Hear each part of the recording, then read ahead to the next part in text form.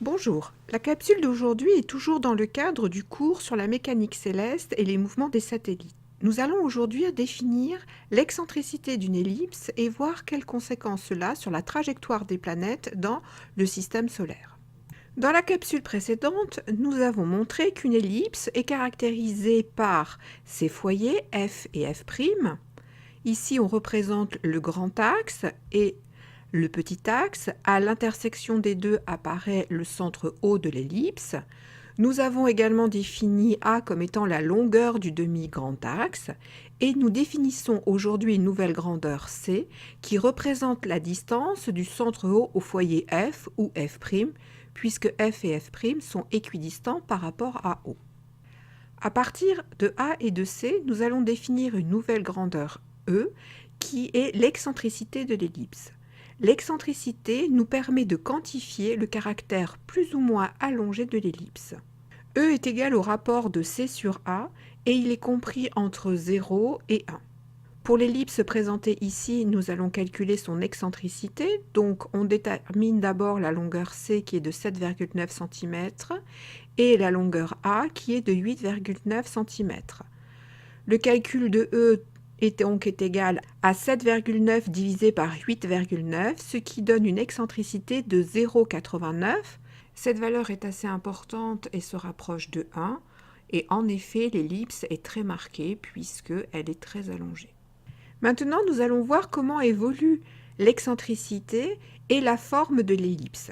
Donc nous partons d'une excentricité de 0,71, puis peu à peu nous rapprochons les foyers F et F' du centre O. On voit que E est plus petit, donc ici égal à 0,5.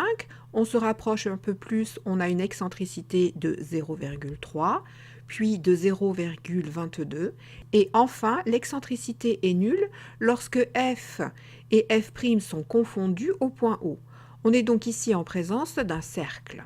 Si on compare l'ensemble des ellipses présentées, on voit que l'excentricité est assez marquée pour les deux premiers cas, mais au fur et à mesure que E diminue, l'ellipse est de moins en moins allongée, si bien que pour une excentricité inférieure à 0,3, il est assez difficile à l'œil nu de différencier une ellipse d'un cercle.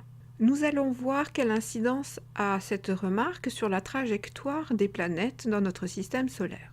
Rappelons d'abord la première loi de Kepler, la loi des trajectoires. Dans un référentiel héliocentrique, la trajectoire du centre d'une planète est une ellipse dont le centre du Soleil est l'un des foyers. Maintenant, intéressons-nous à l'excentricité des planètes dans le système solaire. Dans le tableau est présentée pour chacune des 8 planètes de notre système l'excentricité orbitale de chacune des trajectoires. La planète présentant la plus grande excentricité est Mercure, mais on voit quand même que cette valeur reste modeste puisqu'elle est de 0,21. Et il faut savoir qu'au moment des travaux de Kepler, elle reste une planète très difficile observable depuis la Terre. La planète suivante ayant la plus grande excentricité est Mars, bien que sa valeur soit encore plus petite puisqu'elle est de 0,093. On peut donc dire que Kepler a eu de la chance au moment de ses travaux d'étudier la trajectoire de Mars puisque c'est une des planètes qui a une trajectoire les plus elliptiques de notre système.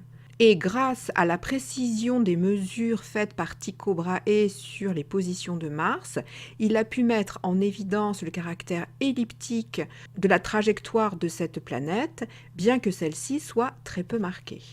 Pour les autres planètes, l'excentricité est encore plus faible et donc le caractère elliptique de leur orbite est très peu marqué, même dans le cas de la Terre. En terminale, dans le cas de nombreux problèmes que vous rencontrerez, l'approximation des trajectoires circulaires des planètes dans le système solaire sera faite. Cette approximation est justifiée par la faible excentricité des planètes dans le système solaire. Attention, dans notre système solaire, l'approximation de trajectoires circulaires ne pourra pas être faite pour tous les astres. Je donne ici deux exemples où l'excentricité est beaucoup plus marquée. Il s'agit de Iris, qui est une planète naine située dans la ceinture du Kuiper, dont l'excentricité orbitale commence à être marquée avec une valeur de 0,43.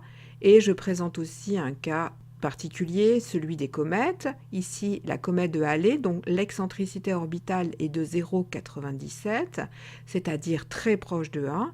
Et comme on peut voir sur le schéma, on voit que l'ellipse est vraiment très marquée. Ici sont représentées les positions successives de la comète sur une période de révolution de 73 ans autour du Soleil. Quel est l'essentiel à retenir de cette capsule? Alors d'abord, la relation permettant le calcul de l'excentricité n'est pas à connaître. Mais à partir des valeurs d'excentricité, on a vu qu'il est possible, dans le cas des planètes de notre système solaire, d'assimiler leur trajectoire à des trajectoires circulaires. Je vous remercie de votre attention.